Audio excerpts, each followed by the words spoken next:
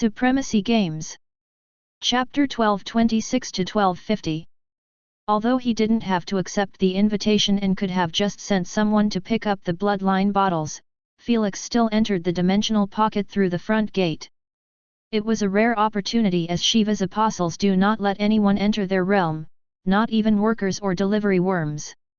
Everyone was forced to stop at the front gate and pass over the rest to Shiva's apostles' bots. After Felix reached the dimensional gate, he parked his massive spaceship at the side and continued the rest of the journey on a moderate-sized aircraft. When the traders noticed his aircraft going through the dimensional gate without Queen AI stopping him, they were somewhat taken aback. Is that a watcher returning? It can't be. It must be someone given a royal decree of permission. They still give those? Damn, I will kill for one of them. They were right, as Felix was indeed handed this royal decree by King Mahit to facilitate his journey toward the Wisdom Palace. It enabled him to enter, interact, and do almost anything in their dimensional pocket. The only two things that were forbidden were taking pictures, videos, or talking to anyone about the environment. Due to this strict rule, no one actually knew what the dimensional pocket's environment looked like. For a prison, this isn't too bad. Felix remarked with a look of wonder as his eyes swam across the misty towering mountainous chain. A beautiful glow covered the scene as the sun rose over the cloud-covered mountains, revealing the jagged peaks and valleys below. The soothing roar of a waterfall far off echoed through the still morning air as it cascaded down a rocky ledge. Felix was used to seeing breathtaking scenery, yet he was still astounded by the sheer magnificence of the panorama in front of him as he peered out across the glittering view. On each mountain, he could see humble dwellings built from local wood and stone, mixing in with the environment naturally. There was some sort of an unspeakable hierarchy, as the buildings on the mountain's sides and bottom were basic and humble while the houses near the summit were extravagant and magnificent. Some houses were even perched on steep hills, overseeing an abyss hidden by the clouds. Still, terraced gardens and walkways going to different levels of the properties were present from the bottom to the summit of each mountain. When Felix zoomed on the nearest mountain to him, he spotted many Shiva's apostles of different ages, each minding their own business. The children played together while the elderly were sitting on wooden chairs in front of their homes, staring at the scenery with peaceful expressions. However, the moment Felix's eyes landed on them, they all turned toward his direction with expressionless stares. Damn, they are like radars with their third eye. Felix's eyelids twitched at the sensation of having so many Shiva's apostles staring at him. Even though everyone looked like humble peasants, Felix understood that none of them could be underestimated. Still, he wasn't too worried as the royal decree protected him. As expected, everyone dropped their guard and stopped paying his aircraft any attention after they heard about his royal decree from Queen AI. Felix also stopped lingering around and increased his aircraft's speed, flying into the horizon. It's really massive for a dimensional pocket. Felix murmured, it's like an entire world exists here. It is. Lady Sphinx confirmed it calmly. Creation Primogenitor has created an entire planet for them with a fake copy of small-sized sun, the stars, and a moon by using his creation domain. Isn't that a bit too powerful? Felix's eyes widened in shock at the thought of an entity having the literal power of a deity to create everything that could be created. He already knew that the Creation Primogenitor should be one of the most important and strongest figures in the universe, but still, to create an actual planet with its own laws and rules was something extraordinary. After all, it implied that the Creation Primogenitor could control and manipulate all elements and laws in the universe. You went too far. Lady Sphinx shook her head. Creation Primogenitor is powerful as he is the only one capable of touching upon all elements and laws, but this doesn't mean that he can manipulate them as great as other primogenitors, definitely not create a planet through laws. What do you mean? Felix asked with a look of confusion. He knew that laws were the realm of Unigens, but he just couldn't imagine creating an entire planet using only elements since he knew that it posed a huge energy problem. He just couldn't imagine the Creation Primogenitor fueling the creation of the dimensional pocket and everything on it non-stop for 1 billion years to keep it from disappearing. You are right about one thing. Creation primogenitor does need to fuel his creations with energy to keep them from disappearing. This is the only thing that separates him from being an actual deity. Elder Kraken interjected after reading his thoughts. However, he has created a semi-solution to this problem after he mastered his creation domain. By using his domain as a stage, everything that was created inside of it can interact exactly like laws, which meant not needing elemental energy to exist. This leaves the creation primogenitor to only fuel his creation domain to keep his creations permanently in the universe. That's a tiny small price compared to before. I see. Felix's eyes were opened to the truth, finally understanding how could this dimensional pocket exist for 1 billion years without a single issue arising. He was already told that elemental domains were the apex of each primogenitor since it was the ultimate ability that allowed them to touch upon the laws. In the case of the illusion primogenitor, he created an illusionary world with identical laws to the real ones, making it impossible for even primogenitors to see through them. Lord Kaos created a void domain that was capable of erasing all matter from existence in a single second, staying true to the destructive source of void energy. Even Lord Quetzalcoatl's life domain was capable of reviving anyone he wanted with their memories intact as long as he had their corpses and they hadn't entered the heavenly plane. I kinda want creation primogenitor's bloodline. Felix murmured with an envious tone. He knew that if he managed to unlock the creation domain, he would be able to create anything he desired. It was simply the ultimate cheat code in this universe. Alas, Felix knew that was nothing but a mere wishful fantasy as the creation primogenitor neither had descendants nor had his location known. After flying for more than an hour, Felix's aircraft started approaching the summit of one of the tallest mountains in the dimensional pocket. When he got too close, Felix caught a glimpse of a palace, nestled amongst the clouds. Its towering spires and intricate architecture were a testament to the power and wealth of its owners. This should be enough. Felix exited his aircraft and beamed in his spatial card. Then, he flew towards the palace's gate at a slow pace to not alarm the 2 Chevian guards. "Welcome to the Wisdom Palace." One of the guards greeted politely while the other opened the gate. It was clear that they were notified about Felix's arrival. Felix thanked them and stepped inside. "Please follow me." A beautiful female Chevian requested Felix while walking in front of him.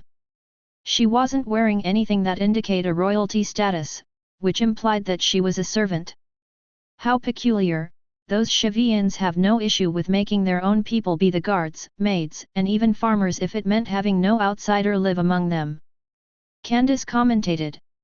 She knew that each Chevian could be considered a powerhouse in the outside world. It wasn't like none of them knew about this since all of them were wearing AP bracelets, which meant they knew just as much about the UVR as anyone else. Yet, instead of complaining, they seem fine about their current lifestyle. Each to his own devices. Felix said calmly as his eyes roamed around the gracefully designed corridor. After a few minutes, the Chevian maid led Felix into their finest guest room and poured him a cup of tea before leaving him alone. Felix ignored the tea completely this time and waited patiently for King Mahit to enter the room with some good news. After a couple of hours which felt like years to Felix, the door was finally opened. "My apologies, the process has taken much more than anticipated," King Mahit said as he took a seat in front of Felix. "No worries, I enjoyed the scenery and atmosphere," Felix replied with a faint smile. "That's good to hear." King Mahit beamed 5 medium-sized red bottles and placed them on the table. Then, he asked, "Is this enough?" Felix glanced at the 5 bottles and responded, "It depends on the bloodline purity of the owner of those bottles. If it's not high enough, I might need a few more." "I see, then I guess you don't have to worry," King Mahit disclosed calmly, "those are all mine." "Is he serious?" Felix was stunned as he assumed that King Mahit would have extracted the bloodline from other Chevians. As the king, it was doubtful that anyone would reject his request even if he didn't explain himself. Yet, he still chose to extract his own bloodline even if it meant overdoing it. "No wonder he took hours to finish," Asna commentated. Felix swiftly beamed the bottles in his spatial card and thanked King Mahit for his efforts. He didn't bother to question him about his decision as he understood that it was his own personal matter. All he cared about was getting Lord Shiva's bloodline, and he didn't mind the source too much. If I somehow need more, I will let you know. Felix added, of course, I will return the extra if I needed less. No need, just do your thing. King Mahit rejected it. Alright then, have a nice day. Just as Felix tried to teleport back to his spaceship outside of the dimensional pocket, he was stopped by King Mahit. Felix assumed that he wanted to request to hold the extraction process in front of him, but he was far from the truth. I see an unspeakable evil roaming around you ever since you got near my home. I didn't know if I should bring it up or not. King Mahit spoke telepathically with a deep frown as his third eye was fixated on Nimmo, who was eating void energy in the void realm near Felix. Oh, much appreciated for the warning, but it's coming from Nimmo. Felix smiled kindly, he is a good friend of mine. Good friend, hey. King Mahit shook his head as he warned one last time, it's not my business, but most of the evil aura is directed at you. It carries a bone-chilling malice to your existence. What do you mean? Felix's smile changed into a solemn expression as this accusation seemed out of place. He knew that Nimmo would not harbor any ill intent against him, but at the same time, he understood that King Mahit had absolutely no reason for him to lie. If you are lucky to awaken Lord Shiva's wisdom eye, you will be able to see for yourself. King Mahit excused himself as quietly as he arrived, not caring that he had completely messed up with Felix's thought process. Nimmo, come here for a second. Felix requested with a deep frown. Eeeeeeee. Excited as always, Nimmo blinked in Felix's lap and began licking him in the face, melting all of his worries and doubts. He must be confused, right? Felix asked for some backup from the tenants as he just couldn't imagine Nimmo harboring bad intent at him. It just didn't seem possible from this ball of fluffiness. Unbeknownst to him, Lady Sphinx and his masters all shared a solemn expression the moment they heard the warning. They knew that it was related to that incident when Nimmo ruined Lord Hish's in the Void Realm. He might be on to something. Lady Sphinx said, semi-agreeing with King Mahit's assessment. This took Felix by surprise as he didn't expect his rational master to agree. Soon, Lady Sphinx decided to tell him about Lord Hish's situation after this matter reached this development. If she was near him, she might have remained quiet until she got better proof of Nimmo's awakening. But Felix was all by himself, and if something were to happen, it was best that he would be prepared for it. Nimmo might have awakened. After hearing everything, Felix didn't know how to react as the news was really somewhat hard to stomach. He might love Nimmo dearly, but he understood that if he awakened, this meant his entire persona might drastically change to resemble that of the paragon of sins. When that happens, there would be no more Nimmo, just the guardian of void and 7 sins. The only way to confirm this for sure is through awakening the wisdom eye.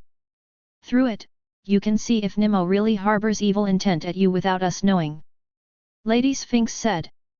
That was indeed enough confirmation, since Nimmo would really never hold ill intent at Felix, but the same couldn't be applied to the paragon of sins. I understand. Eeeeeee. Nimmo tilted his head in confusion after seeing the peculiar way Felix was looking at him. It was a look filled with confusion, doubt, sadness, and a bit of dread. Before Nimmo could think too much about it, Felix smiled kindly again and stretched his cheeks in a lovable manner, making Nimmo squeal in happiness. While this situation would make anyone fear for their lives and simply throw Nimmo as far as possible to secure their safety, Felix just felt sad. Sad that this moment has arrived faster than anticipated. Sad that Nimmo would change completely from a lovable idiot to one of the most fearsome beings in the universe. Most importantly, saddened by the fact that their relationship was coming to end if he received the confirmation. Still, instead of moping about it, Felix decided to enjoy the few last moments of his normal interaction with Nimmo. A week later. Felix could be seen sitting on the floor of his training hall in his spaceship while Miriam, the Ruiner, and Mammon were watching him from a distance. He had all the necessary tools to attack the 6th stage of replacement. The most important one was Lord Shiva's bloodline bottle. The 5 of King Mahit's blood bottles were more than enough to extract 99% of Lord Shiva's bloodline, which was the best situation possible as Felix didn't want to return to ask for more. On the other hand, Felix had already boosted his destruction affinity to 100% after unlocking it randomly with the tens of other elements during his affinity enhancement marathon. Though, destruction energy stones were quite difficult to obtain since they could be harvested only in areas that were known for a long exposure to rich destruction energy.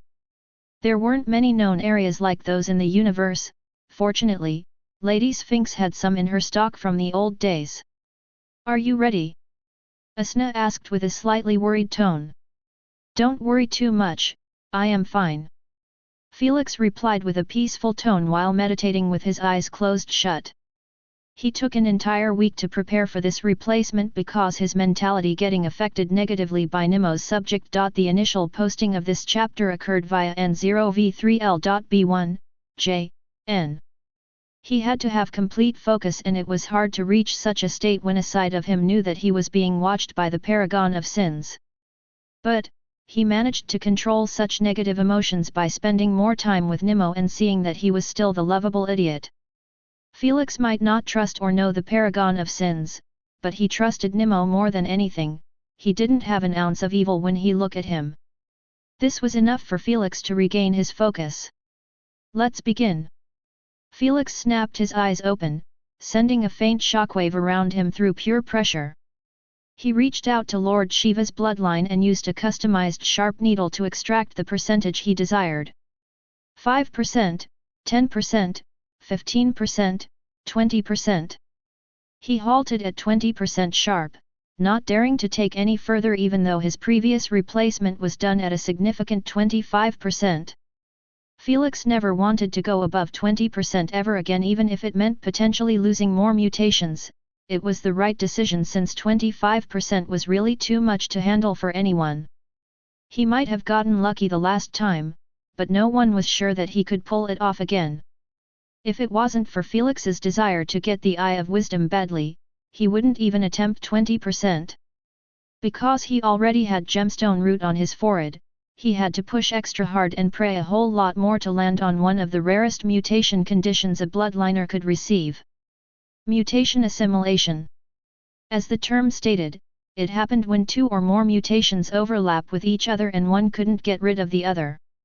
Usually, the permanent mutation had the upper hand since its genes were already well established in the DNA, but there were always exceptions when it came to genetics manipulation.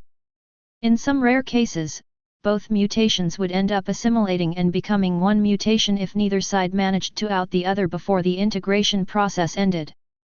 In this case, Felix knew that Lord Shiva's genes were too aggressive and dominating, which meant, there was a small chance of it either assimilating with his root gemstone or even his truth vision.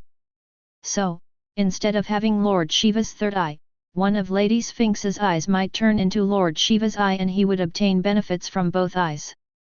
Though, all of this was still a big if and Felix wasn't putting his hopes too much on it happening. With that being said, Felix took a deep breath and stabbed himself in the heart with the needle for the 7th time in his life and probably his last. "Here we go," he murmured softly as he drank pain relief potions of the highest caliber. Candace always said that our king's integration process is something to not wish for even on our enemies. Miriam giggled, "So far, it doesn't look too bad." Boom. Miriam went mute instantly after seeing Felix's body suddenly explode into pieces, with mushed up limbs thrown in every direction, and a blood cloud hiding what remained of their king. The explosion was instantaneous and sudden, which stunned everyone who was watching the process. "Is this normal?" Miriam murmured with a dazed look. "Felix." Meanwhile, Asna's eyes widened to the limit while her heartbeats accelerated rapidly. Fear, confusion, agitation, and all sorts of emotions were jumbled in her mind as this new development was something she never considered in her dreams. "Asna, calm down, he is still alive and going through the integration process. Lady Sphinx stated composedly as she eyed Felix's body, which seemed to be reconstructing back at a noticeable pace. With Kraken's insane rejuvenation and 7 hearts, it was almost impossible to kill Felix without getting his brain first. This sight caused Asna to be relieved slightly. Still, she was worried as heck as she had absolutely no clue what triggered this peculiar reaction. "What do you think happened?" Thor asked with a solemn tone.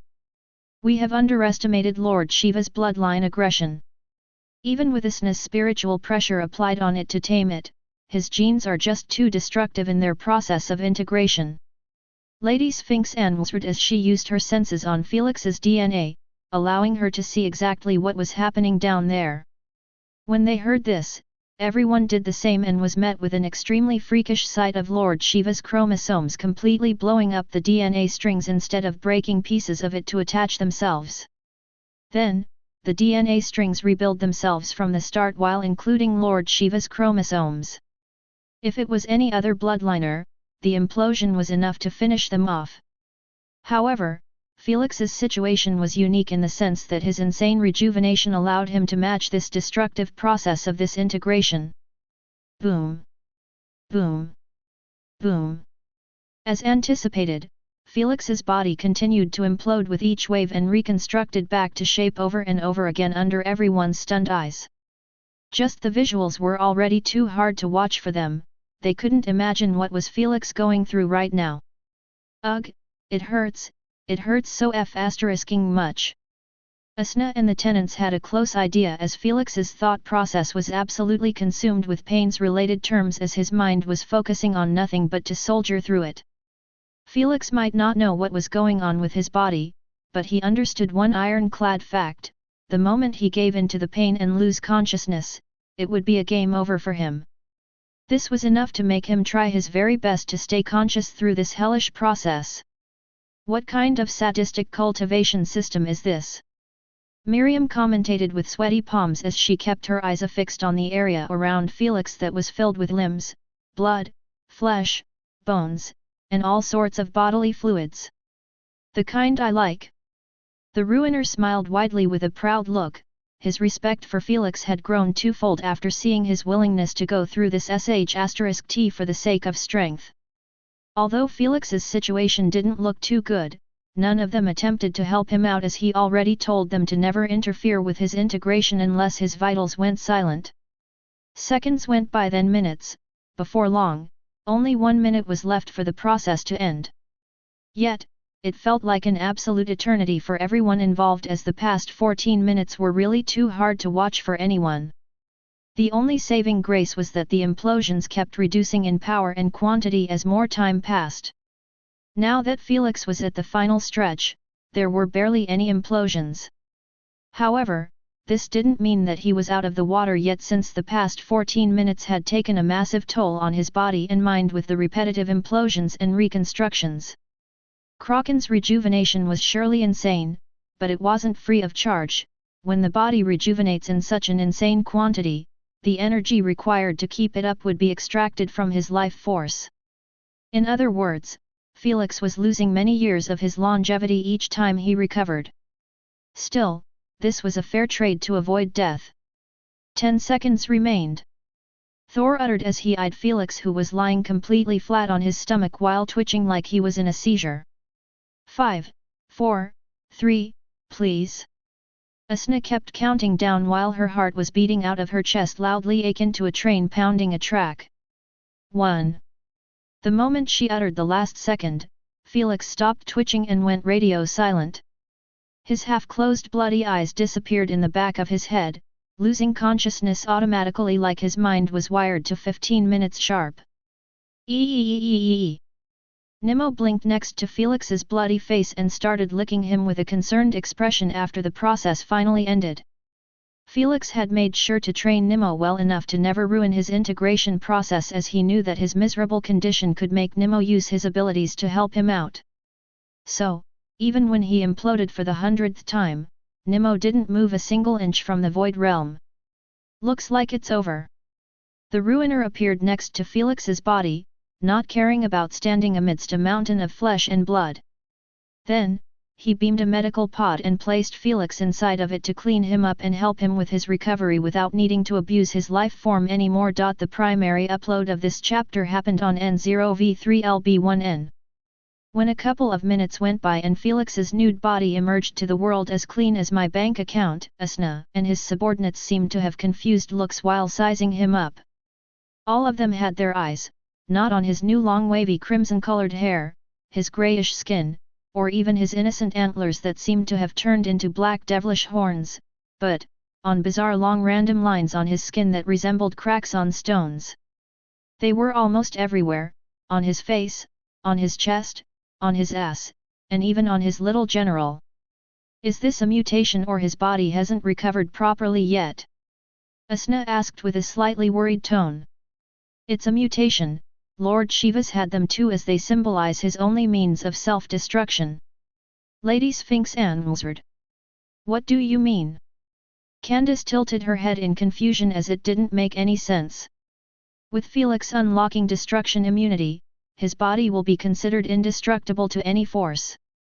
He can still feel pain and get affected by other harmful powers like freeze, mental attacks, melt, poison one, or such, but he will be able to literally survive even a nuclear explosion without losing a hair strand. Those cracks allow him to go around his body's inability to be destroyed, as he could break himself apart completely and resemble himself whenever he desired. Lady Sphinx concluded.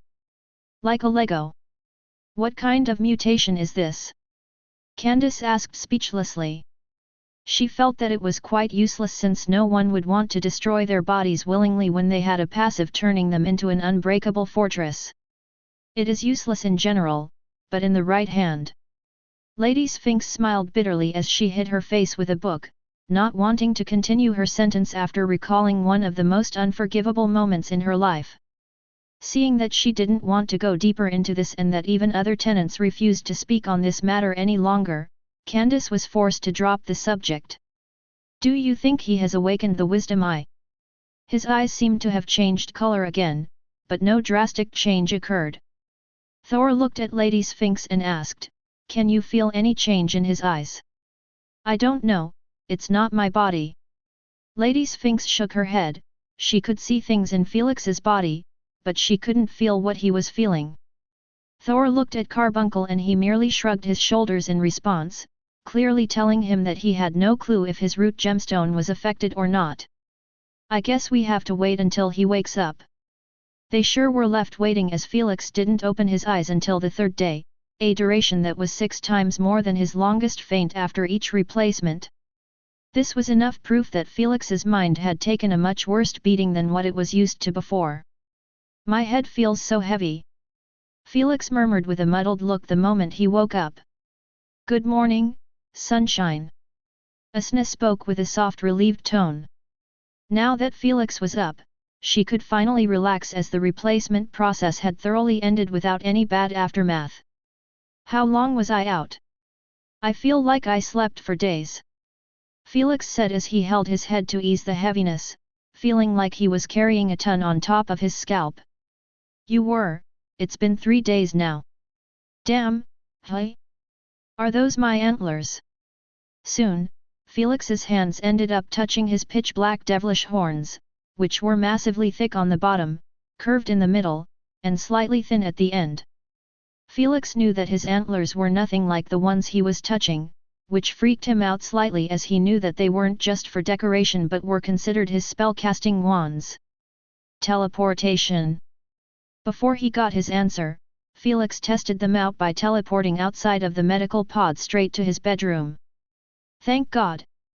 When they worked, he sighed in relief, though, one look at his new appearance made that relief go away immediately. The hell are those? He didn't care much about his hair or even his skin color. The cracks were the thing that intimidated him, as they made his body resemble a broken vase that was glued together. Before he could lose his cool, Asna explained them to him. Allow me to destroy myself whenever I desired?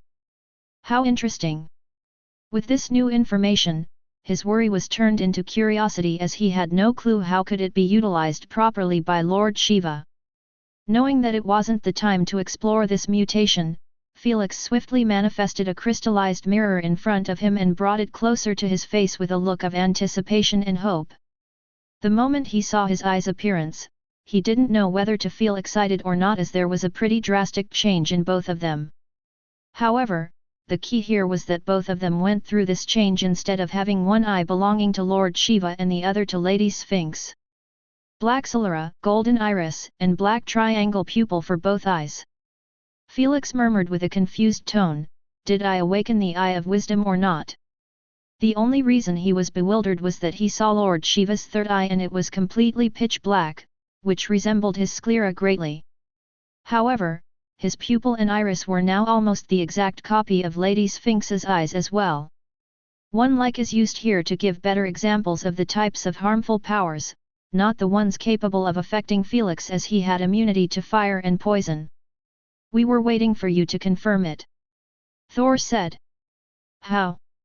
"I don't know, try to look for evil or something."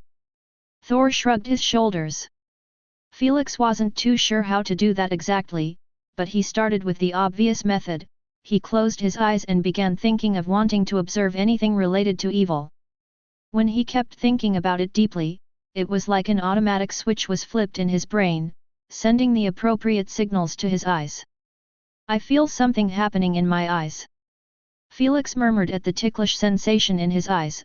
Unbeknownst to him, his pitch-black sclera had covered his eyes completely, resembling the true eyes of wisdom. When it stopped, he decided to open them and view the world again. The moment he did so, Felix's heart almost stopped beating from utter fright at the sight of a towering pitch-black horse-like entity standing right in front of him. He had crescent thin red eyes and a flower-like aura on his forehead that was emitting long thin threads around him. He seemed like he existed and at the same time was never here. What freaked out Felix the most was the fact that this nightmarish red-eyed entity was manifesting right above Nemo's head. "The hell is this?" Felix had absolutely no idea how to react to this situation as he kept staring at the monstrosity before him, feeling like he was a mere puny mortal before a deity. If Felix was just looking at him, he wouldn't react like this. However, his eye of wisdom enabled him to detect evil at its core and whether it was directed at him or not. In this case, Felix felt like he would be crushed by the maliciousness aimed at him. "He really has awakened," Kraken said with a solemn tone. "It's not that simple." Lady Sphinx frowned. "It seems like Nemo didn't fully awaken yet, as there are two different sets of auras and evil intensities." When Felix and the others focused back on Nemo again, they spotted the difference immediately. "It's like two different beings." Thor raised an eyebrow in surprise. "Did Nemo just awaken his alter ego?" "It can't be." Asna shook her head. "When I awakened my memories, there was no such thing as an alter ego." No one doubted this anymore, as it came directly from another Unigen, who knew best than her. "This leaves only one option," Lady Sphinx shared with a serious tone. "Nemo has refused to awaken so badly, his real personality became his alter ego." When Felix heard this, he found that it made the most sense. "Did he do this to protect me?" Felix was somewhat touched, as he knew that it must have taken a lot for Nemo to resist his awakening to the point it manifested as his alter ego. The fact that his alter ego never made a move on him made it clear that Nemo was secretly protecting him from it. "What do we do now?" Asna asked with a concerned tone. While she was extra strict on Nemo to discipline him, she loved him just as much as Felix, more so when she heard about him ruining Lord Hesha's life to avenge Felix. "We have only two options here," Lady Sphinx shared. "First, we can send Nemo on his way or hand him over to Lord Kaos, as he is the only one who can handle his alter ego while it was still at its adolescence stage. This will keep you free of mind about him harming you when you least expect it." "I can't do that to Nemo." Felix frowned, not too pleased with the idea. How could he ditch Nemo the moment something bad happened to him? It was clear to him that Nemo was in a constant struggle with his alter ego, which meant he needed to be more hands-down in helping him go through this predicament. "Second option is to confront him about it," Lady Sphinx said. "Whether you choose the former or the latter, just know that you can't be ignoring him for much longer. Even with us on your side, there is simply no way we can protect you from his sin laws. I will confront him about it. Felix decided with a firm tone immediately, not giving the first option even a second of his time. Felix didn't spend so much time with Nimmo without considering him already as a family member. He was always there when he needed him and it was time to be on his side. We need a plan first. Felix decided to ignore the red entity for now as he knew that it wasn't posing much of a threat. He wasn't certain but he was confident that Nimmo was currently in control. If he wasn't, he would probably be having either a much different conversation or lying on the ground. Thus, Felix walked to the shower and deactivated his wisdom eyes, returning them back to normal. This gave him his colorful vision again as the wisdom eyes made everything appear in black or white besides the evil entities. He knew that his wisdom eye had many other applications than just being a radar for evil and bad intent, but after this new development, he had no plans to explore his mutations until he dealt with Nimmo's urgent situation. While he was taking a shower, Felix found out that he had lost his hair mutation, which made him emotionally conflicted. On one hand, he found the mutation quite useful in many scenarios as it helped him win numerous fights. On the other hand, it was just somewhat disgusting to have tentacles as a hair and even when he spent plenty of time with it, he never really got 100% comfortable. All in all, it was upsetting to lose it, but it wouldn't be missed as much as his crystallized wings. Some time later, Felix exited the shower and went straight to the mirror to cut his long crimson hair that seemed to be dripping with blood.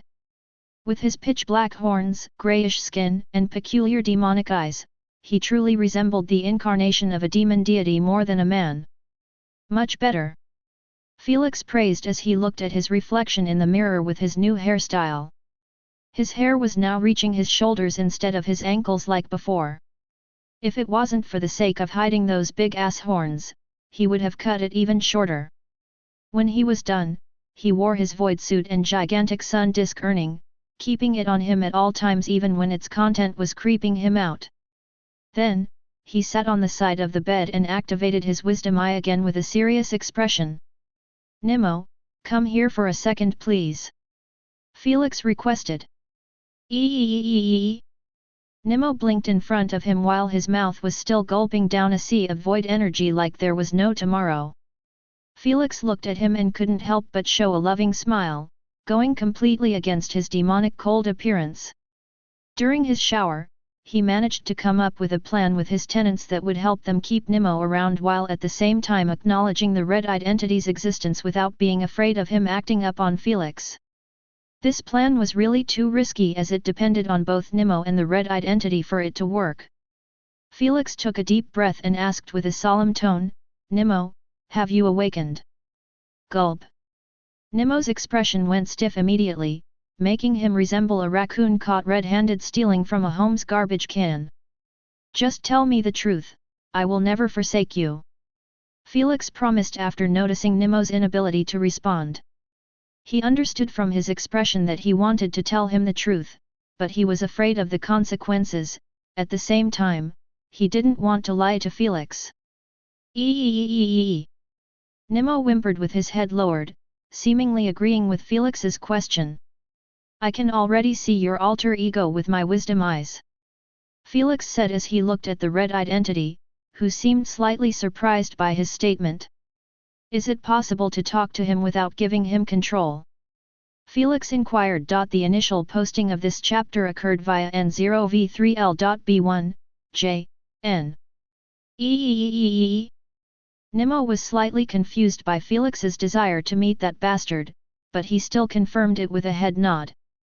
Before Felix could react, the red-eyed entity disappeared from his vision, seemingly getting sucked back inside Nimmo's body. Then, Nimmo's right eye turned red while his other one remained the same. We finally meet, puny human. Nimmo spoke with a frigid tone that was filled with condensing superiority, like Felix should be honored to be in the presence of his existence. *T, I knew Nimmo's first words won't be da or papa, but does it have to be this? Felix's eyelids twitched as his fatherhood dream came crashing down like a sand castle against a wave. Will you look at this little asshole? Asna sneered, daring to act haughty before me. Without an ounce of hesitation, Asna used the ghosting feature in her bracelet to make an appearance in the real world as a holographic image. The moment Nemo's alter ego saw her disgruntled expression, his heart skipped a beat as memories of Asna's disciplinary beatings were installed too deep in Nemo's memory. "It's nice to meet you, mm." Nemo's alter ego attitude changed drastically to a respectful one. Before another Unijin who was much more mature than him, he would never dare to project his superiority on her. "Listen you little sh*t, as long as you talk to my man, you better fix your tone." Asna threatened him coldly. Nemo's alter ego seemed to be annoyed with her order as it made him feel deep down that he was considering a mortal as his equal. Still, one cold look from Asna made him drop his displeasure and act slightly more polite to Felix even if he was faking it. "I know that Unijins are supposed to have a superiority complex, but I didn't think they care to show it in this manner." Felix thought as he stared at Nemo's alter ego whose nose was touching the sky in haughtiness. "It is weird." Asna nodded. Unijins never act like this as they see it as beneath them to flaunt their status. "There is a simple answer to this," Lady Sphinx remarked. "Nemo's personality represents the peaceful, calm, kind, and almost all other positive emotions. His alter ego represented his other extreme half. If Nemo awakened and became one, he would have a balanced state of mind, but, since he didn't, this was the result." The primary upload of this chapter happened on N0V3LB1N. "Makes sense." Felix nodded in understanding. This realization made Felix understand that there was no way he would be changing Nemo's alter ego to like him since those emotions were stored in Nemo. So, without any pleasantries, he went straight to the subject. "I understand that you want to be freed and gain control over Nemo's body, but I also know that Nemo doesn't want to leave," Felix stated. "Hence, the only way forward here is to make you guys merge back again and complete the awakening process." Felix knew that if Nemo had just awakened normally, there wouldn't be such an issue. After all, he would be a clear-headed Unijin who understood that Felix was his benefactor and would never rebel against him. However, because of his fear of getting ditched by him if he was awakened, Nemo caused his extreme alter ego to surface. "Like hell I want to merge with this softie. Eeeeeeee." Unfortunately, both Nemo and his alter ego rebelled against Felix's statement, showing utter dislike and anger at each other. They might share the same body, but their personalities were on both extreme ends, making them unable to agree to anything. "Guess what? I don't think you have much of an option." Felix frowned. "You guys can't function properly by yourselves. Now that I know about your existence, I will make sure that Nemo will never let you get control even if it meant stopping his growth completely." It was clear to Felix that Nemo's alter ego was the strongest as he was capable of manipulating his laws much better than Nemo. Meanwhile, Nemo was considered the steering wheel, and as long as he didn't give permission, his alter ego could only observe from the passenger seat. In his eyes, it was best to keep Nemo as a lovable and somewhat useless idiot at his side by halting his growth if it meant sealing his alter ego forever. "You dare to threa." Before Nemo's alter ego could finish his infuriated statement, he felt a strong killing intent directed at him from the side. When he glanced at the source, he saw Asna staring daggers at him. He went quiet immediately, swallowing his frustration back. "Listen, I know that both of you fear getting consumed and losing your personality to the other. But, you should understand that both of you are one, and when you merge together, you will realize that you haven't really lost anything." Felix comforted. Felix knew that he only needed to convince Nemo's alter ego to make amends and try to actively merge back with Nemo instead of seeking to completely remove him from the equation. Nemo was much easier to convince since he only feared being ditched by him. If he made him feel comfortable that this wasn't happening, he would have no other reason to avoid his awakening. SHT, is there no other way to avoid this?" Nemo's alter ego thought to himself with an irked expression. He understood that Nemo listened to Felix's orders like they were decrees from his god, so, if Felix ordered him to stop his growth, he would most definitely do this. Nemo's alter ego knew that he needed laws to awaken faster, but void energy did help him slightly and gave him hope for the future, but now? Even that slight hope would be stripped away from him. As expected, Nemo soon nodded in agreement to the merge after his worries were pacified, leaving only his alter ego. I am proud of you. Felix patted him with a faint gentle smile, making Nemo squeal in happiness.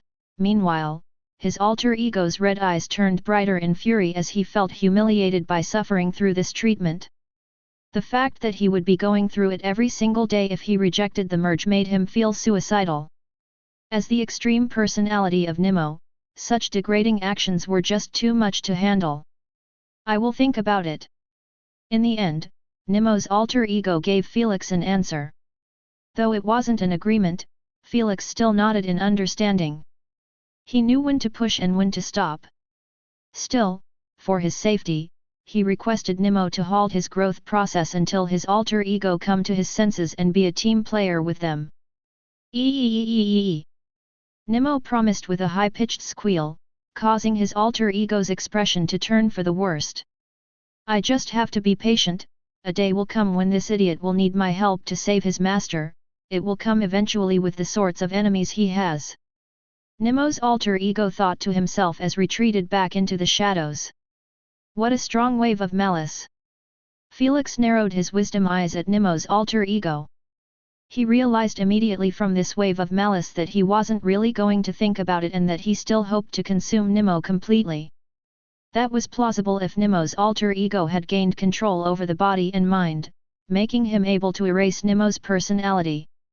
This would leave just the worst and most dangerous version of Nemo roaming through the universe. Felix would never allow that to happen. Let's see how patient you will be when I shower Nemo with unconditional love. Felix smirked faintly as he picked up Nemo and started rubbing his belly while looking directly into his alter's ego. As he expected, Nemo's alter ego seemed to be boiling with fury as his pride and dignity were being assaulted non-stop. Felix's plan was to torture him like this until he give in to merge with Nemo. Uncaring about the ongoing silent war between his alter ego and Felix, Nemo merely kept giggling in enjoyment, not caring if the entire world was burned if it meant getting his belly rubs. Some time later, Felix could be seen sitting on the floor of his room while Nemo was napping on the bed. Since his growth was halted, there was no point in entering the void realm to eat void energy. As for his alter ego, Felix gave him a break after spending more than 2 hours fooling around with Nemo. So, you have made up your mind to etch the advanced soul passive, right? Elder Kraken asked for confirmation. Yes. Felix nodded. Felix had made up his mind a long while ago to keep that passive since it allowed him to split his consciousness into multiple wisps. This was a massive advantage as he could use those wisps to continue cheating his way into mastering complex runic spells. If he had a connection to the UVR while he was in the elemental galaxy, he would have at least mastered multiple greater grade space spells by now and even branched out to time spells. Going through that grilling grind made him realize how desperately he needed this passive in his life. On the other hand, he would be losing Kraken's ultimate ability that would enable him to keep his memories intact even if he died. It was a great way to start a new life in the spirit realm after death by using one's memories, but Felix had no plans for such an early retirement. As usual, the etching process ended in a split second with a primogenitor's involvement. It's done. How do you feel? An unreal level of force going through my veins. Felix murmured with an astounded tone as he watched his boiling hot blood coursing through his veins. He felt like he was being cleansed from within as the all-rounded enhancement was taking a greater effort to strengthen his body at a noticeable pace. Usually, Felix either barely felt a change or was slightly different after each etching process, but this time? He knew that the enhancement numbers must be insane to leave such an effect on him. Without delay, Felix logged into his UVR's room and went straight to the physical strength testing machines. Felix stepped up to the red punching pad, his fists tightly clenched and his muscles coiled like springs readily to release their energy. He took a deep breath and focused his gaze on the target in front of him. With a sharp exhale, he launched his right fist forward, striking the pad with a resounding boom that echoed through the room akin to a thunderclap. The force of the blow sent a shockwave through his arm. However, instead of getting pushed away from the force, he held his ground akin to an unmoving mountain. This. Felix looked at the cracks on his right arm's skin turning slightly brighter while it was shaking akin to a raging blender. A split second later, his arm stopped shaking, but the brightness remained on his skin's cracks. Is this the doing of your new destruction passive, force absorption? Asna uttered with a look of wonder as she scanned his arm. Must be. Felix replied as he swung his arm around, feeling like it was packed with new untapped force. Since Felix replaced his bloodline with 20% straight, he ended up unlocking two destructive passives. They were destruction immunity and force absorption. They replaced his water immunity and water walking. Due to having perfect water manipulation, all of his water abilities were quite useless now, so he didn't mind having them replaced. While destruction immunity was self-explanatory, force absorption was a new type of passive as he never heard of it before. It was understandable as it was plausible only with individuals possessing destruction immunity. Based on the passive's general description that he read, it enabled Felix to absorb almost any type of force, whether it was mechanical, nuclear, or chemical, instead of just resisting it. For example, if he suffered through a nuclear explosion, he would be able to absorb the force that was trying to obliterate his body, then, he could release it back out. This made it plausible to make his opponents fall into the despair of getting F***ed silly with their own powers. Unfortunately, the universe balanced everything. It's fading away through the cracks.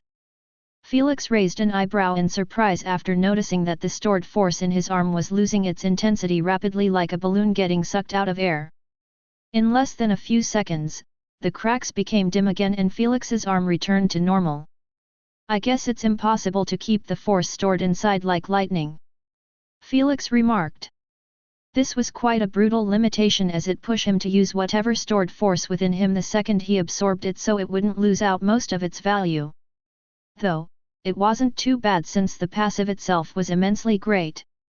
I have to test out the difference. But first. Felix turned to face the testing machine and looked at the result screen of his previous punch with a curious expression.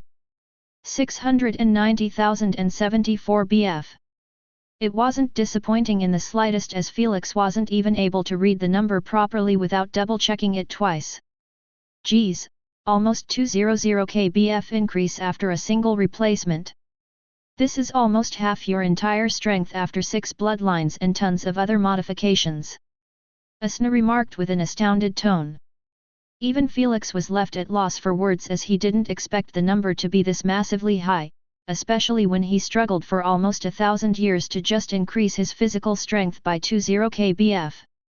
This is understandable as with higher body limitations, you will obtain much higher overall enhancements. Thor stated, if it wasn't for your bad foundation, you wouldn't have wasted the real potential of at least 4 enhancements from your first primogenitor's bloodlines. Felix knew that was all true, which made him feel slightly upset that he needed to reach the end of the road just to start seeing some real numbers. Still, it is what it is, and he had no plans of complaining about it. Without further ado, Felix got into his punching posture and struck the red pad with everything he got, only this time, when he absorbed the force of his punch's recoil, he smashed the red pad again before it could even cool off. Boom! The resounding explosion was much more deafening as Felix had utilized his original strength plus the force of his previous punch in one hit. The most shocking part was the fact that Felix's arm was absorbing the resulting force yet again, and it was clear that it was much more than before. However, he allowed it to fade away to see the results first. 730k BF, dear Lord. Felix mumbled with a floored expression at his punch's result. It was a mere 40k BF increase, which didn't seem that high, but Felix understood one fact. He could continuously absorb force after each punch, allowing him to keep increasing this number until he absolutely obliterate whatever was in front of him completely. In addition, this was merely the result of force absorbed from his own punches. During fights, he would be absorbing force after each confrontation and less soft elements were utilized like charm, poison, light, and such. In other words, Felix's physical strength might be at 690k, but in real fights, it could keep increasing almost infinitely. Imagine combining this with your size manipulation and absorbing nuke-level explosions. Asuna grinned wickedly. Even Elder Dragon would end up getting one-shot with a single punch. The debut release of this chapter happened at N0V3L_B1N. It's really been a long while since I have been satisfied with the first passives unlocked. Felix smirked as he tightened his fist. If this is just one passive from the Destruction bloodline, I really can't wait to unlock the rest. I guess it was fair to say that Felix was completely satisfied with his decision to integrate with Lord Shiva's bloodline.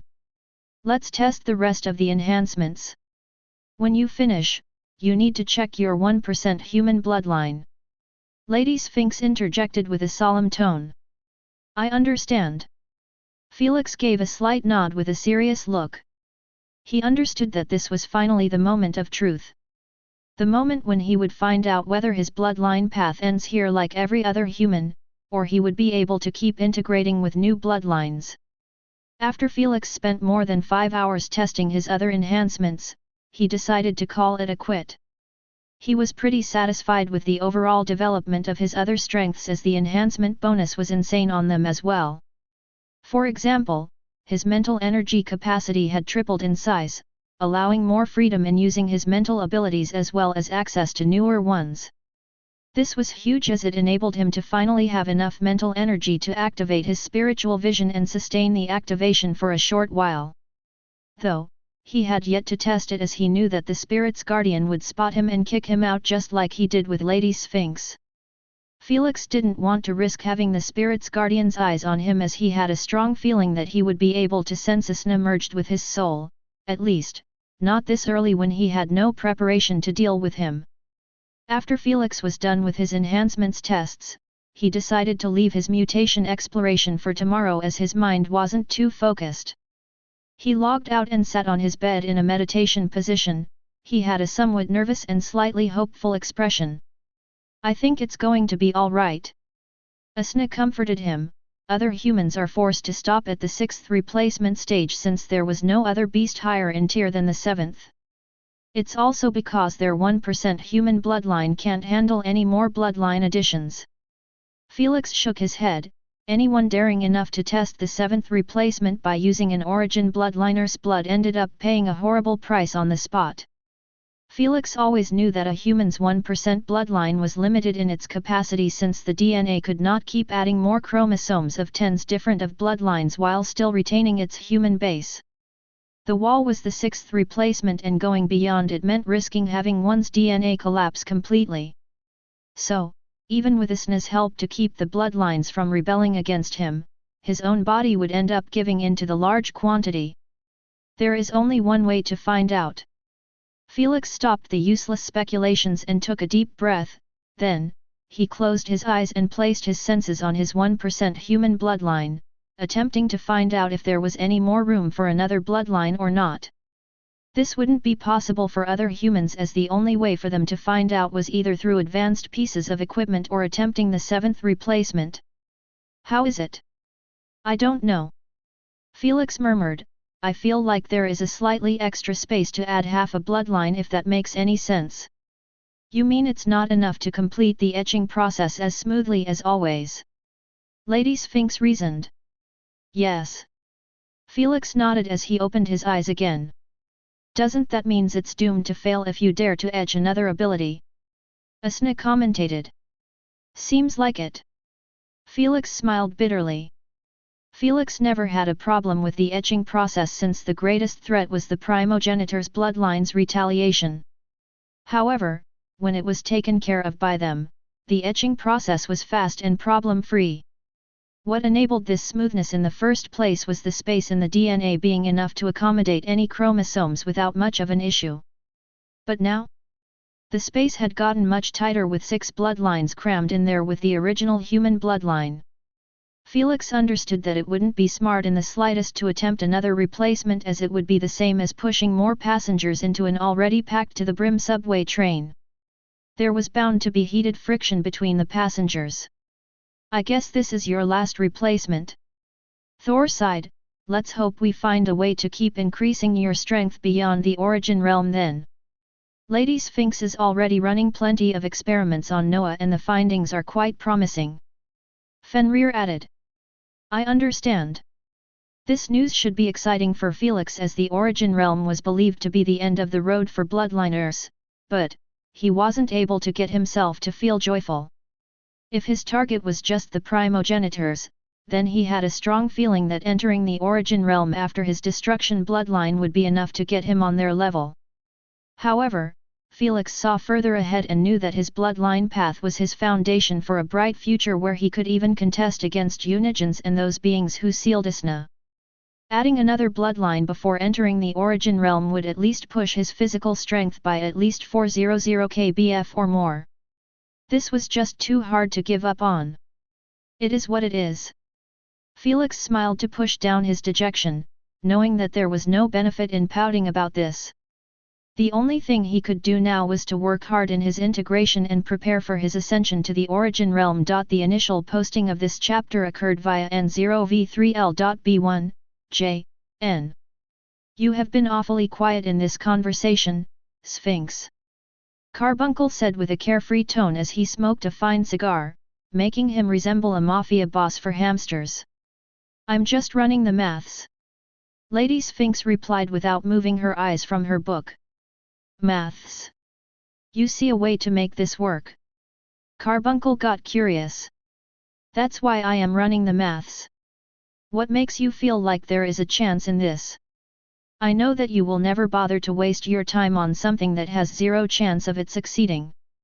Lady Sphinx thought about it for a second before retelling her reasons. When it comes to gene manipulation, there is no such thing as impossible. However, we lack the knowledge and tools to make the impossible possible. As much as I am skilled at gene manipulation, I am still lacking too much compared to nature itself. The void domain failure has demonstrated this quite well. Carbuncle chuckled, making Lady Sphinx's eyelids twitch at his jab. Anyway, I might not be able to work something out if there was absolutely no space in Felix's human bloodline, but since there is, I believe that it's possible to make some arrangements to fit another bloodline. So, you are planning to manipulate with his 1% human bloodline? The core of his existence? Carbuncle shook his head. Even I know that is a very, very bad idea. Carbuncle was the most chill of all the tenants, as he honestly really didn't care as much about Felix's life as the others. However, he still understood that if Lady Sphinx went with this path, there a pretty much a certain chance of it going sideways and causing Felix's body to end up collapsing again. That's why I had no plans of telling anyone about this. Lady Sphinx stated, I will be running my own experiments on his clone with the same conditions and see if it was possible to find a way out. If not, we won't be losing anything. You do you, I guess, just be careful and 100% certain this time that no complexions will arise in the future. Carbuncle returned to chilling on the ocean after sharing his take. He had no plans of telling the others about this since it would do nothing but give them false hope. What's worse, it might make Felix desire to seek this solution regardless of the situation. In other words, it was better to leave him accepting that his bloodline path had reached its end to prepare for the origin realm. If Lady Sphinx had some good news, she would share them and it would seem like a gift to Felix. If she failed, no one would know about it and Felix could continue with his preparation.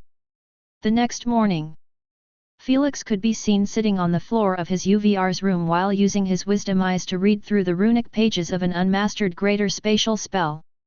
He had already put his frustration of yesterday behind him and gotten back on the saddle by exploring his mutations. You sure it can help me see through the runes' complexity and master them much quicker? I feel nothing. Felix mumbled as he kept scanning the runic sentences before him.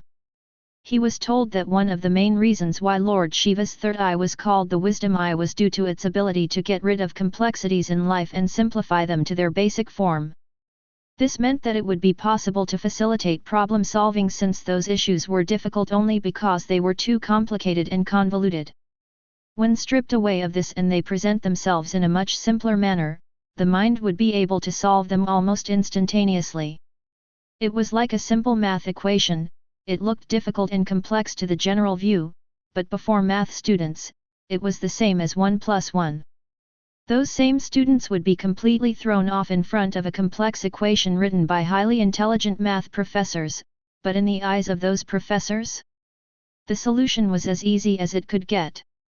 In the case of Felix, he utilized his wisdom eyes to see if they could help him with his garbage talent at dealing with complex runic spells, but so far, nothing much changed and those runic pages still seemed as gibberish as always in his eyes. He understood the language, but he just couldn't understand its true meaning as it was beyond his comprehension. Try something else, maybe you are just too stupid when it comes to runic spells and not even the wisdom eye can help you. Asna insulted him lazily. Don't you have a movie or something to watch? Felix shooed her away in annoyance. Though, he really started to believe that she might have a point as he had been either cheating his way to master runic spells or spending years of his time on just one lesser space. Meanwhile, Selfie was eating through time spells like they were candy. I must figure out how it works. Felix narrowed his eyes in concentration. It will revolutionize my runic spells mastery and even elemental manipulations. Unfortunately, Felix failed at using his wisdom eyes even when he had spent multiple hours on them. He had tried everything to make them work but to avail. His masters didn't help him out as they also were clueless about how it worked. I guess I have to wait until I awaken Lord Shiva and ask him about it. Felix sighed in frustration. He really wanted to take advantage of them as soon as possible to boost his training speed in all areas. You better hope that he tells you about it. Thor remarked, no one knows what goes into the mind of that unhinged madman. Let's hope so. Some time later, Felix could be seen having multiple holograms opened in front of him. He was focusing on the one in the center while munching on a green apple. The hologram was showing more than 10 Empyrean games that were happening this year. Most of them had an average rank of 400 to 300. Only 2 games had an average rank of top 100 and top 50. If I want to collect enough Empyrean points to get ranked as the 11th, I really need to choose only games with an average rank of 100 of a 50. With Felix skipping more than 16 years worth of games, his rank had taken a massive hit. However, he didn't really care that much about this since the ranking system wasn't locked as he could choose any games out of any rank he wanted and he would even be rewarded with multipliers to his total points. Right now, his rank was around the 400, and if he chose games of an average rank of the top 100 or top 50, he would be given a multiplier for every 100 ranks he skipped.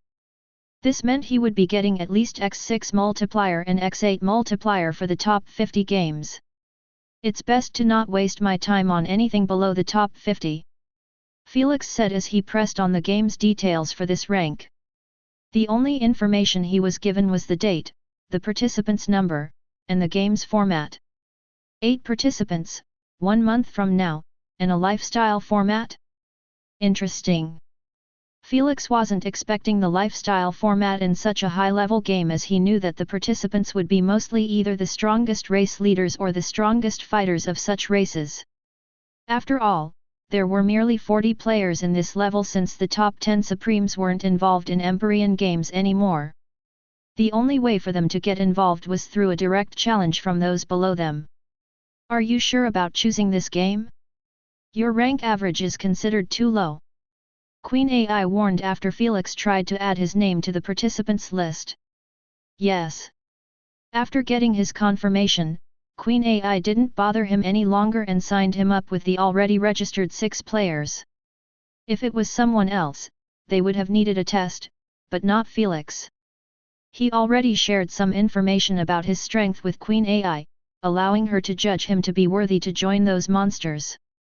Although only 1 spot left, Felix wasn't too certain that it was going to be filled up in due time since those top 40 players were too busy to participate in such games on yearly basis. The initial posting of this chapter occurred via N0v3l.b1, J, Most of them only enter a game when their rank was dropped by 1 or 2 at maximum. This usually led to those games being cancelled when the quota wasn't fulfilled. However, beyond Felix's expectation, it didn't take even a couple of days before he got notified that the list was completed. I guess this is happening. Felix smiled with a pleased expression. Since no one was given information about the participants list, the public only knew that a month from now, there was going to be one of the most heated and high-level games happening this year. No one planned on missing it.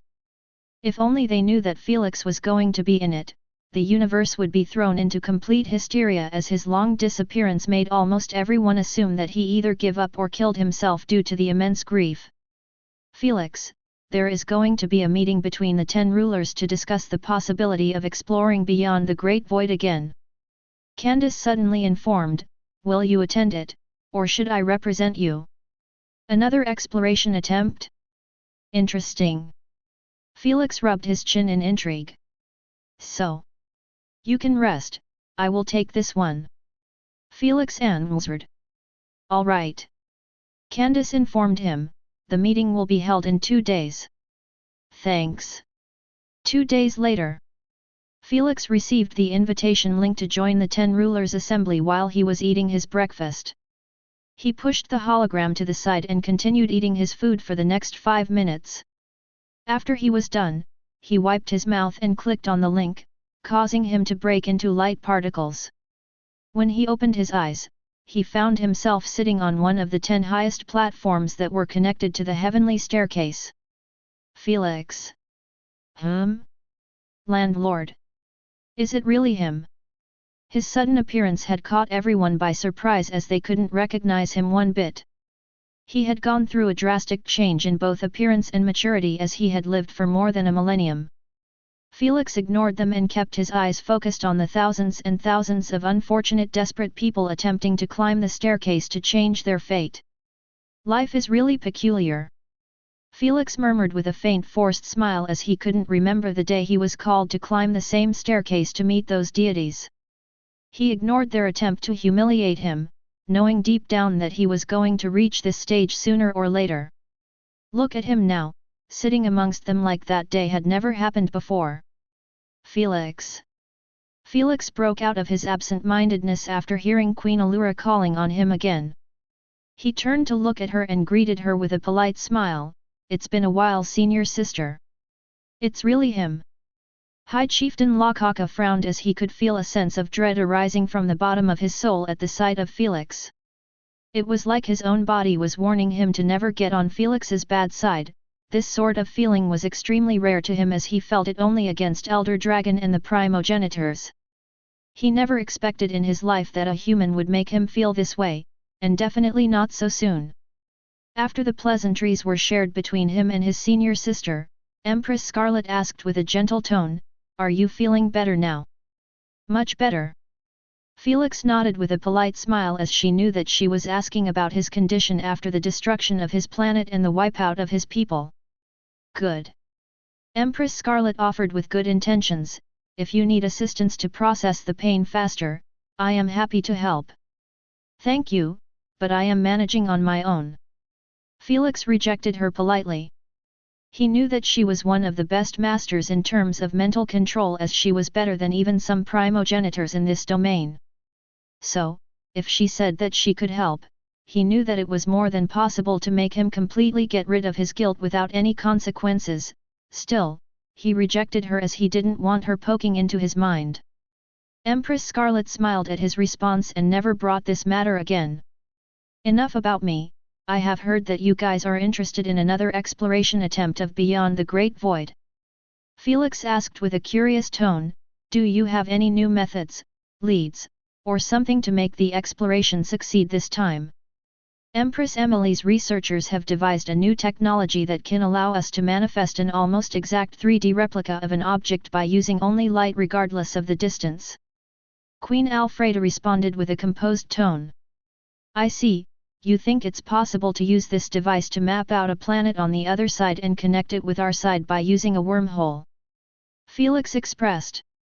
"Something like that."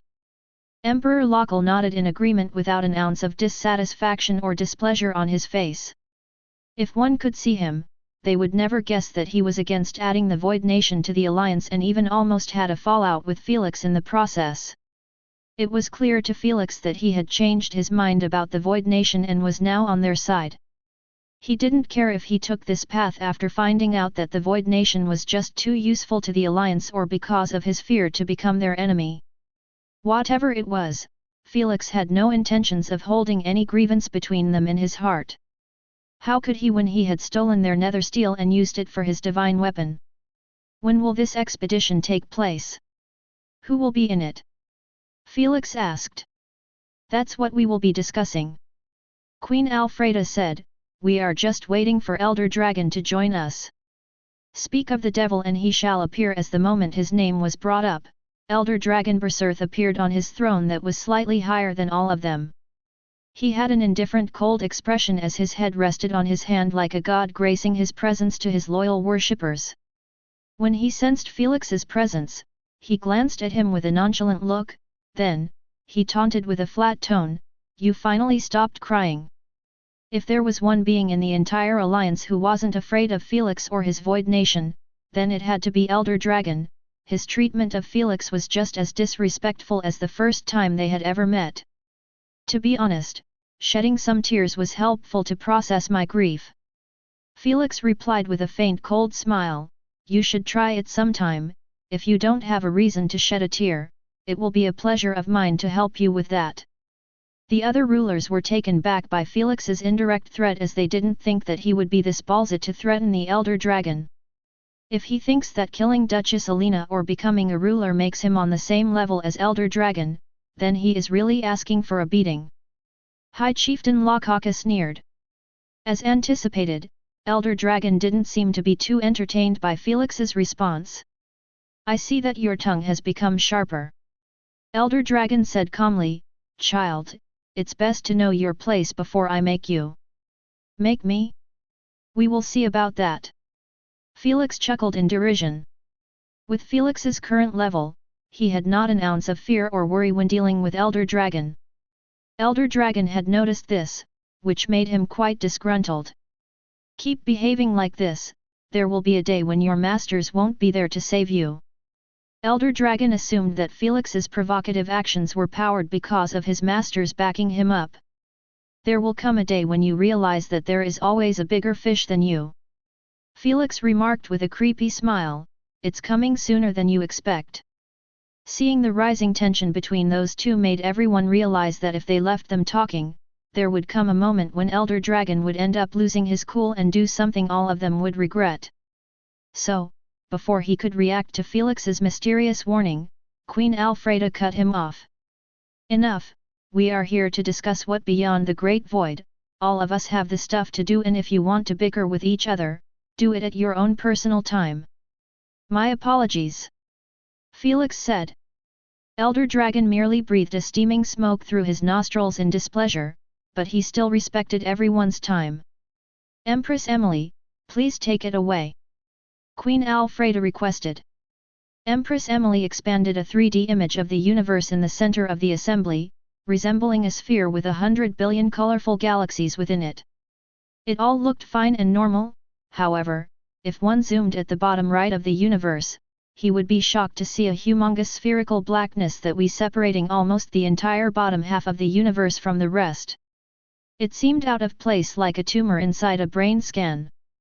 Empress Emily explained with an emotionless voice, as you all know, our universe is believed to be still expanding without any interruption ever since its creation. However, the Great Void is challenging the base of this theory with its existence. Felix and the others nodded with serious expressions as they stared at the Great Void. It was obviously none than that spherical blackness. The inaugural upload of this chapter took place via N0, Val, B, J, N. When there weren't many technological advancements, everyone believed that the Great Void was the end of the universe as it simply covered an unbelievable surface aura. However, when technologies got advanced, the metal race was the first one to pick up light signals from behind the Great Void, which made them certain that life existed beyond it. Unfortunately, the spatial size of the Great Void spanned over tens of billions of light-years from the two nearest galaxies. This distance was too much for even High Chieftain Lakaka to bridge with his wormhole. So, the only method left was to use multiple wormholes during the journey. However, because none of them had ever been there or knew what was on the other side, this method was doomed to fail.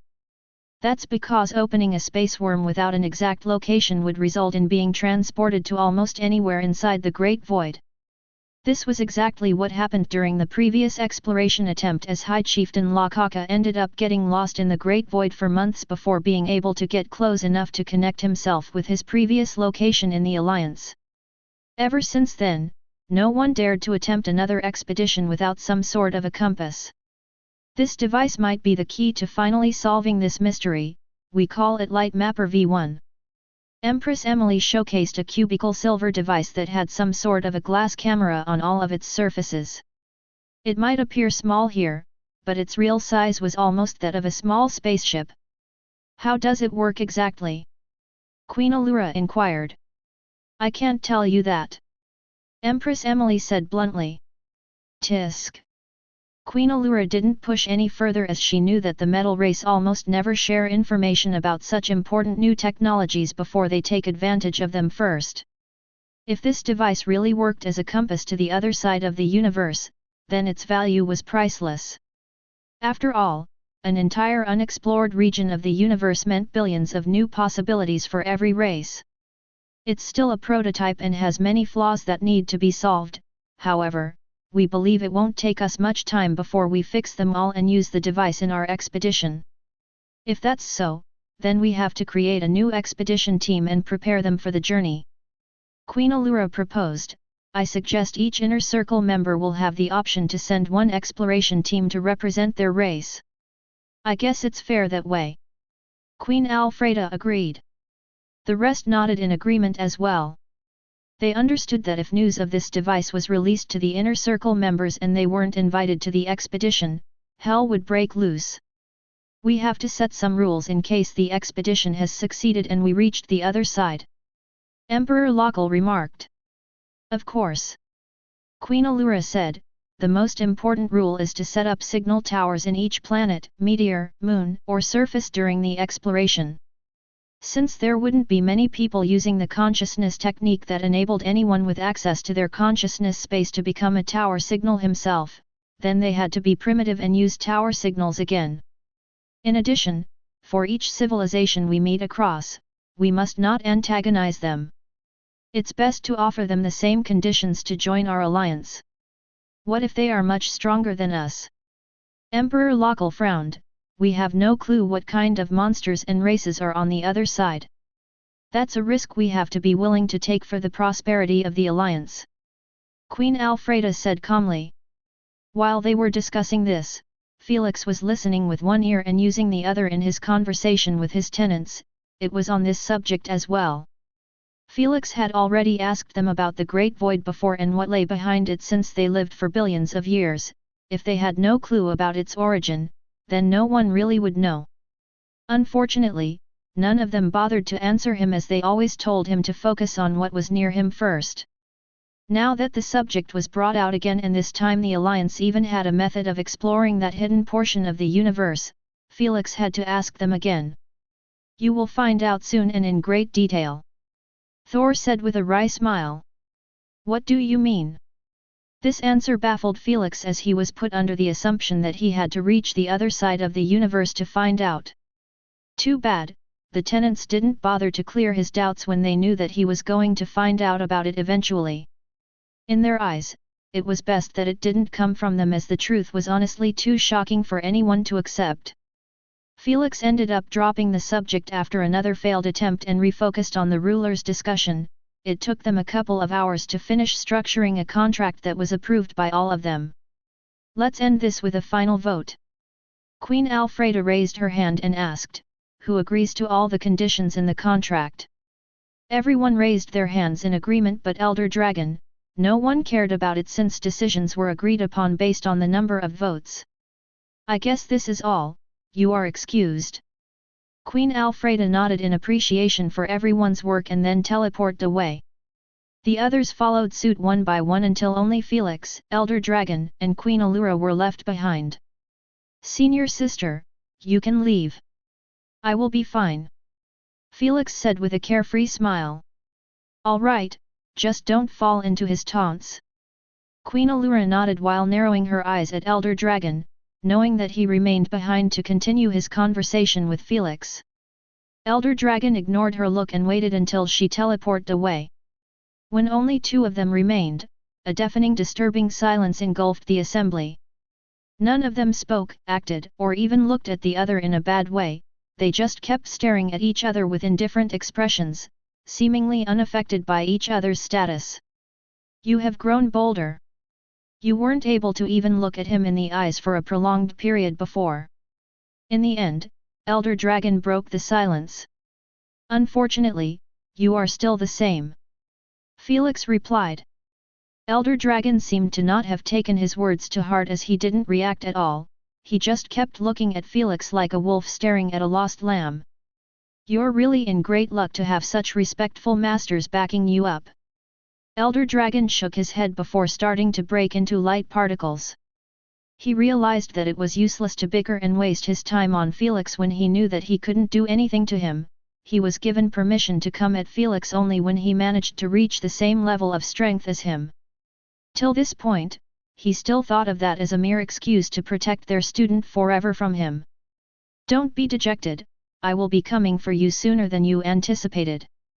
Felix requested with a flat tone, so, I really wish that you get rid of your rustiness as I don't want any excuses to arise when I wipe the floor with you in front of the entire alliance. Elder Dragon wasn't able to respond to Felix's insane challenge statement as his body disappeared the moment Felix finished his speech. However, Felix managed to look at the utter amusement in his eyes as if he had just heard the greatest joke in his life. Let's see if you will keep that clown attitude when I put my foot on top of your corpse. Felix sneered coldly before exiting the assembly at last. 1 month later, 5 minutes before the game's details get announced. This chapter was first shared on the N0, Vel, B, J, N platform. Felix could be seen sitting on the floor of his training hall inside his spaceship. His upper body was nude and sweating buckets, creating a small pool near his crossed legs. 30% at last. Felix exhaled deeply as he fell on his back, completely relaxed. He spent the past month pushing his integration by 1% every 3 days. It was much slower than what he used before, but Felix didn't dare attempt more than 2% each time. After all, Lord Shiva's bloodline had proved that it was way too aggressive in its integration process, and Felix would be a fool to put himself in that hellish experience before. Felix collected his integration tools and teleported to the shower to clean himself. When he was done, his AP bracelet started vibrating like there was no tomorrow. Felix didn't need to glance at it to know that the details about his game had gone public. Damn, the entire network is going crazy because of you. Asna remarked with a wide smile as she watched Felix's name get put next to every new article in the past 10 minutes. It was mandatory for news outlets, social media influencers, reporters, and such to write a piece on him as his existence equaled free clicks. Let them be. Felix didn't bother to even take a peek at the network.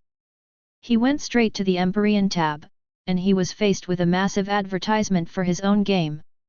His eyelids couldn't help but twitch after noticing that his face was much bigger than the other participants, who weren't nobodies either. He recognized them as they were all leaders of the inner circle besides one. This is really going to be an interesting game. Felix skipped the advertisement and went to read the version specified for the players. When he clicked on it, a side hologram appeared with the game details. / game platform, individual supremacy games platform.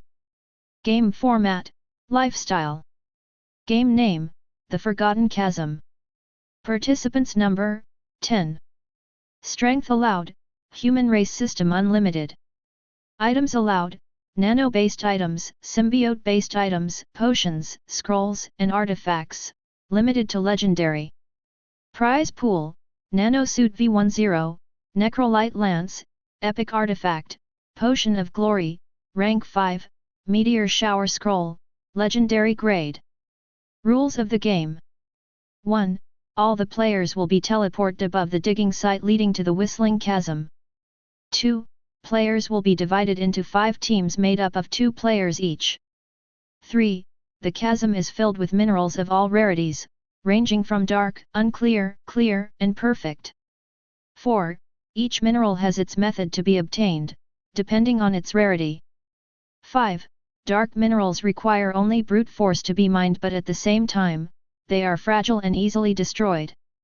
Unclear minerals require a delicate mining process with proper tools. Clear minerals require players to finish unique sets of challenges in different dimensions to obtain them. Last but not least, perfect minerals are obtainable only at the bottom of the chasm and there are no requirements to harvest them. 6. Each mineral harvested provides a set of Empyrean points, ranging from 0.1 EP to 50 EPS depending on the rarity and size of each mineral. 7. Minerals cannot be stored within spatial cards or any spatial items.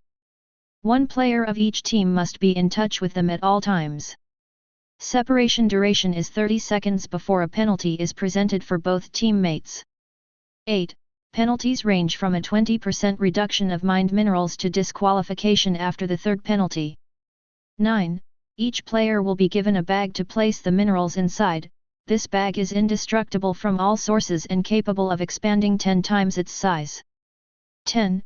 Players are allowed to steal each other's minerals without repercussions. 11. Players are banned from using mass destruction abilities for the integrity of the game's area. 12. Be warned, the chasm has its own master and residents. 13. The game will last for 12 hours. 14.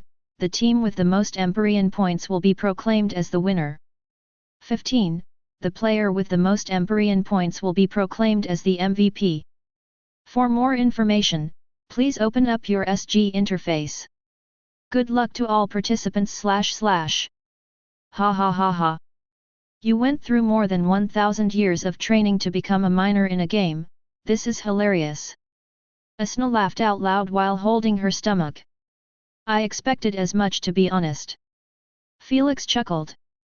How so? People believe that the higher status of players, the more dignified the games get to give respect to those players. Felix shook his head, but it's actually the opposite. The top 40 players are mostly given games that have as little conflict as possible to avoid unnecessary deaths. After all, most of those players are considered inner circle leaders of the alliance and it would be a horrible idea to put them in a game that requires them to kill each other to win it. Isn't that somewhat lame? Asna remarked with a dissatisfied tone. Not really. Felix added, since those players are mostly leaders, it means that they have entire races backing them and supporting them in their fights. So, they really didn't care about the game design as long as they had the opportunity to watch their kings and queens fight for the honor of their race. In other words, those games could be viewed as more of an exhibition game and the participants knew this as well and acted accordingly. No one wanted to die and at the same time, they didn't want to lose their rank, so, the games enable them to farm Empyrean points without much of a conflict unless they actually sought it voluntarily. You aren't going to play ball, right? Me? Felix showed an honest smile. I will play like I always do to secure my win. That's what I like to hear.